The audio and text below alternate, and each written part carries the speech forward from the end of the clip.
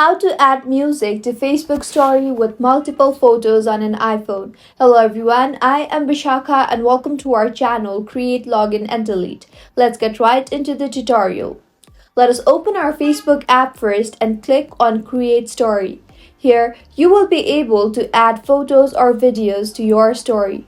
Now, in order to add multiple photos, you will see an option for Select Multiple. Click on that and select the pictures that you want to add to your story. If you want, you can also make collage of your pictures, but we will add them separately here. So I will click on Separate Stories. Now, as you can see, unlike in single picture story, you won't see an option for music or any other edit options on multiple photo stories.